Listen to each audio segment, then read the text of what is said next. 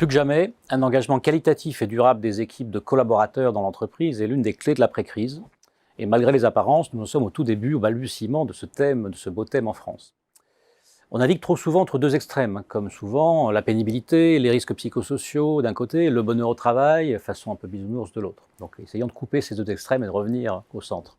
Dans la vraie vie, susciter l'engagement des collaborateurs ne peut pas reposer sur sa seule satisfaction ni sa motivation. On peut être satisfait d'une belle qualité de vie au travail, de belles conditions de travail, motivé par la perspective d'un bonus ou d'une progression de carrière. Être engagé, c'est autre chose, ça repose sur d'autres dimensions. Alors, quelles sont ces dimensions? J'ai essayé de voir dans mon expérience de terrain en France et à l'international, et j'ai trouvé 5 éléments clés, il y en a certainement d'autres, mais 5 éléments absolument prioritaires. Premier élément, un effort supplémentaire pour contribuer à son environnement de travail. C'est la base, me direz-vous, mais c'est un élément essentiel. Deuxième élément, une adhésion aux objectifs et aux valeurs de l'entreprise. C'est pas obligatoire, mais quand on adhère, on est plus engagé. Adhésion à la culture de l'entreprise également.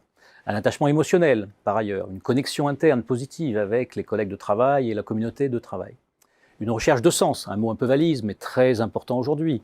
Mieux comprendre en quoi son travail au quotidien est aligné avec les buts de l'entreprise, ça paraît essentiel. Et enfin, mon préféré, le sentiment d'appropriation.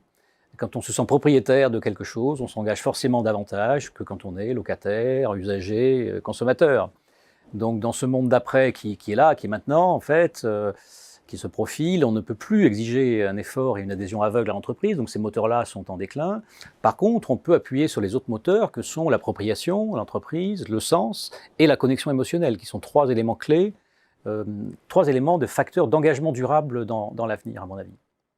Alors, la réalité d'une équipe sur le terrain, au quotidien, c'est un mix de collaborateurs désengagés, plus ou moins engagés, puis surengagés.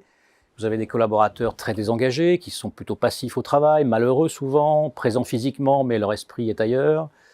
Et dans le pire des cas, ils peuvent être hostiles également à leur environnement, toxiques pour eux-mêmes et pour les autres. Vous avez ensuite des collaborateurs qui sont ni l'un ni l'autre, qui sont un peu dans une relation contractuelle à l'entreprise, qui font leurs heures, leur boulot et qui rentrent chez eux, des millions de collaborateurs sur Terre. Ils peuvent être aussi en légère baisse d'engagement en ce moment suite à une frustration passagère. Vous avez ensuite des collaborateurs engagés, évidemment, et c'est cela qu'un manager cherche à acquérir dans son équipe, connecté, loyal, en phase avec les buts de l'entreprise, qui va justement se sentir propriétaire de son environnement professionnel. Et puis enfin, hélas, et c'est important, des collaborateurs qui vont trop loin, qui ont les doigts dans la prise, qui sont épuisés physiquement, mentalement, ça c'est pour le burn-out, et puis d'autres qui sont au contraire, qui vont peut-être créer le burn-out d'ailleurs, qui vont être intolérants à un non-respect des valeurs de l'entreprise et qui vont mettre une pression contre-productive sur les autres. Donc au-delà de la diversité de ces profils que tout manager connaît au quotidien, l'engagement c'est aussi et surtout le fruit d'une coproduction, comme je dis souvent, une coproduction entre l'organisation, l'entreprise, ce que fait l'entreprise, les managers et leur action, leur style de management, et puis les collaborateurs eux-mêmes qui décident d'y aller ou pas.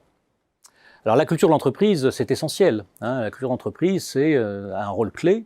Et on est bien au-delà de ce qu'on appelle la qualité de vie au travail, de ce qu'on appelle les enquêtes d'engagement, qui sont à mon avis plutôt des enquêtes d'opinion ou d'humeur. On est très au-delà. Donc en conclusion sur cette définition de l'engagement, je dirais qu'on construit l'engagement d'abord avec et par les collaborateurs. Avec eux, parce que de plus en plus dans le monde actuel, il faut associer les gens, les faire participer aux décisions, développer la coopération, on le voit avec le télétravail, mais pas seulement, rassurer sur les incertitudes du moment, donc aider à naviguer dans les nombreux paradoxes actuels. Ça, c'est le avec. Et le par, parce que ce sont par les collaborateurs qu'on arrive finalement à construire une performance durable pour l'entreprise, et puis également de développer ces collaborateurs et d'augmenter leur sentiment d'appartenir à une communauté qui va les faire grandir.